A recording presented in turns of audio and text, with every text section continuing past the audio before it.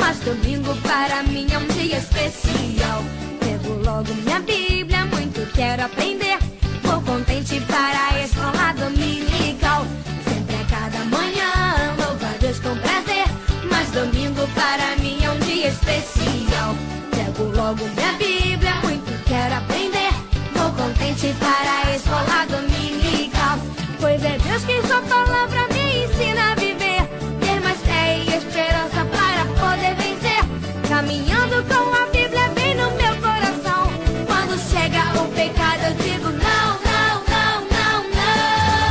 Sempre a cada manhã, louvo a Deus com prazer, mas domingo para mim é um dia especial. Bem-vindos a mais uma escola dominical virtual. Desta feita estaremos estudando a lição de número 6, Deus, o autor de missões. O nosso texto diz o seguinte: nisso se manifestou a caridade de Deus para conosco, que Deus enviou seu Filho unigênito ao mundo para que por ele vivamos.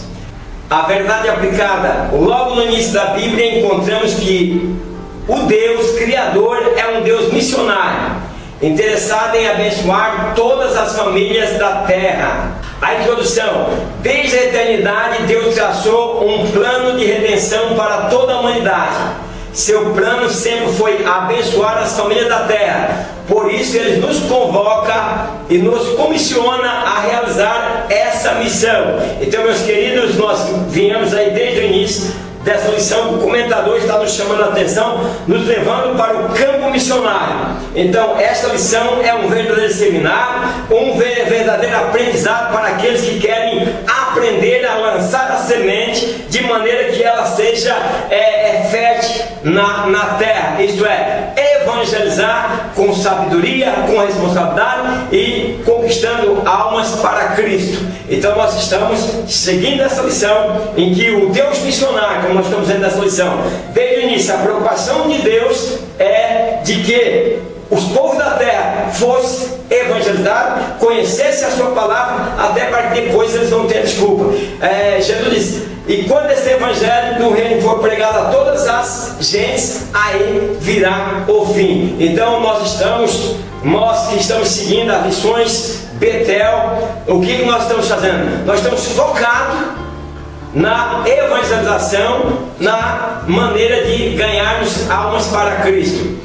O objetivo é explicar, apresentar e mostrar.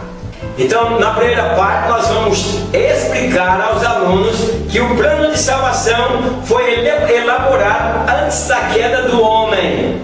Então, Deus já tinha um interesse em trazer a salvação ao homem. Deus, o missionário por excelência, é o ponto 1. O anúncio do Evangelho não se iniciou no tempo do Novo Testamento.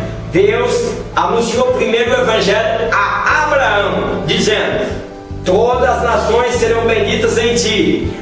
Assim, a missão de salvar o mundo foi idealizada por Deus. Então, meus queridos, quando Abraão vinha se destacando ali no meio dos seus parentes, apesar de seus parentes serem idólatras, Deus viu que Abraão, daquela forma, no meio daquele povo idólatra, ele não ia crescer. Então Abraão disse: olha, vem para cá, sai do meio da tua parentela, eu vou te mostrar uma outra terra que você vai possuir, e em ti serão benditas todas as nações da terra. Então nós somos benditos em Abraão, porque através da bênção de Abraão nós fomos alcançados, e essa bênção não ficou especificamente para os judeus. 1.1: a criação revela o amor do Criador. O mesmo Deus que chamou e comissionou Abraão criou os céus e a terra, e como clímax da sua obra trouxe à existência a raça humana, pois o ser humano foi feito à imagem de Deus para refletir a glória de Deus no mundo. É digno de nota que o Senhor Deus criou, abençoou e deu ordem e instruções sobre a vida na terra. Então, meus queridos, nós somos a obra-prima de Deus. Deus nos criou a sua imagem e semelhança. Então nós parecemos com Deus.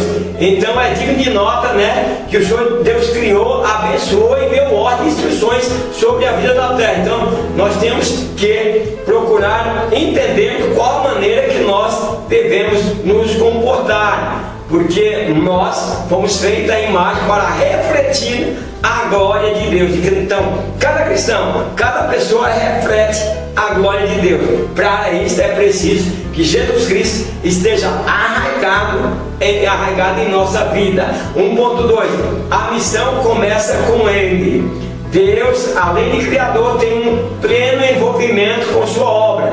Mesmo após ter se rebelado contra Deus, o ser humano continua desfrutando da manifestação da graça e da misericórdia de Deus. Após a queda, Deus continua agindo em direção ao homem. Ouviram a voz do Senhor pela viração do dia. Aí Deus, como primeiro missionário, tomando a iniciativa de ir até o ser humano caído, mostrando-lhe o seu erro, a insuficiência da tentativa humana diante das consequências do pecado, e fazendo o primeiro anúncio do Evangelho. Então, meus queridos, o homem caiu, mas Deus providenciou. Você vê que quando Deus procurou Adão, onde está? Adão, onde está? E Adão disse: olha, eu ouvi tua voz e eu me escondi porque estou nu. Mas quem te mostrou que você está nu? Então, meus queridos, o pecado nos amedronta, o pecado nos afasta de Deus. Então nós temos que ter muito cuidado. Uma coisa que nos separa, que cria uma separação entre nós e o Deus, se chama pecado, porque o pecado vai nos afastar. Veja bem, Adão lá no Éden pecou. O que ele fez? Ele tentou se esconder de Deus. Quando ele disse: Adão, onde está? Ele disse: olha, eu ouvi tua voz e eu me escondi porque estava nu. E Deus perguntou: mas quem te disse que você estava nu? Então, desde ali Deus já providenciou a salvação para o homem. Quer dizer, é uma promessa que já parte lá do Jardim do Éden. 1.3, um projeto elaborado desde a eternidade. O plano de salvação não é um projeto de última hora para resolver um problema inesperado. Trata-se de uma proposta de Deus desde o princípio da criação, que em sua soberania decidiu revelar ao homem de forma gradual. O plano foi revelado no decorrer da história, até a vinda de Jesus Cristo, Salvador do mundo. Então, meus queridos, Deus já tinha um planejamento para que alcançasse toda a raça humana. Trata-se de um propósito de Deus, desde o princípio da criação, que decidiu revelar ao homem de forma gradual. Veja bem que Deus vem se revelando ao homem de forma gradual. Nós temos Antigo Testamento, aí vem o Novo Testamento, e agora nós estamos todos aguardando a vinda de nosso Senhor e Salvador Jesus Cristo. No segundo ponto, nós vamos apresentar a criação como a figura central da palavra de Deus. Missões em vários aspectos. Em seu grande projeto de redenção, o Criador fixou tempos e estações para cumpri-las. É perceptível que, ao longo da história, o processo divino de tornar a congregar em Cristo todas as coisas vai sendo conduzido de acordo com a soberania de Deus. Então, Deus vai fazendo conforme a sua vontade, conforme o seu planejamento. 2.1, o processo ascendente de missões. Encontramos na Bíblia que o desejo de Deus em relacionar-se com pessoas foi manifestado na criação. Por isso, fez o ser humano à sua imagem. Vemos assim que o propósito da missão é tornar a trazer o homem distante de Deus para a comunhão com o seu Criador. Contudo, num contexto de degradação moral e espiritual, Deus chama um homem e promete que, por intermédio de sua descendência, abençoaria todas as famílias da terra.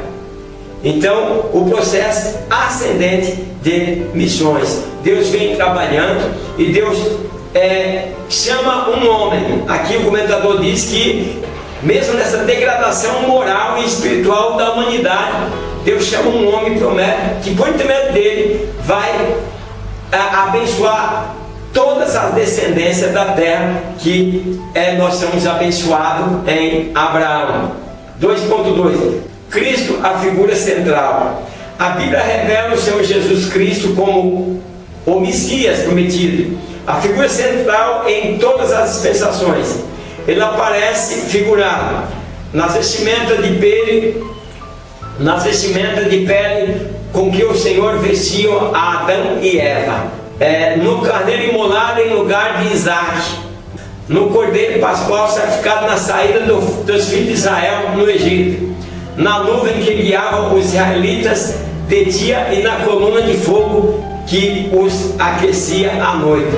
Então, Cristo, a figura central, ele está figurado em muitas coisas que nós às vezes deixamos passar batido. Aqui ele diz que ele está figurado naquele cordeiro que foi morto ali na fundação do mundo ali, para poder propiciar vestimenta para Adão e Eva. Também diz no carneiro que foi imolado em lugar de Isaac, no cordeiro pascual da saída do Egito, né? Então Cristo vinha representando, uma figura de Cristo vinha sendo representada no Antigo Testamento, até que Cristo veio e morreu na cruz por nós, para que nós pudéssemos ter acesso à vida eterna, pois nós tínhamos perdido através do pecado original. Jesus é o centro da Bíblia. Jesus é o centro da Bíblia. O próprio Jesus fez questão de falar que as Escrituras testificavam dele. E para que não houvesse dúvida, o Pai confirmou seu ministério para que todos nele crescem. Então, Jesus é o tema central.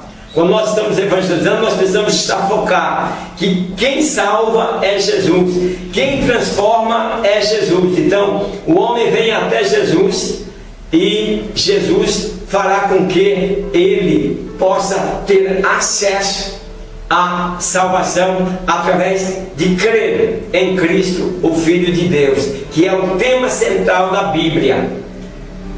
2:3. A Bíblia é o alicerce. Então, meus queridos, vejam lá, na Bíblia encontramos revelação de tudo quanto necessitamos e precisamos saber para a prática da obra missionária.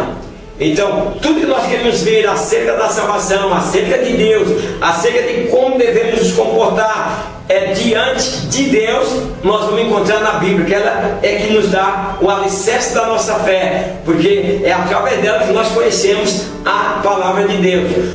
Quanto mais convictos estiverem os discípulos de Jesus Cristo acerca da autoridade da Bíblia, maior será o comprometimento com a obra missionária.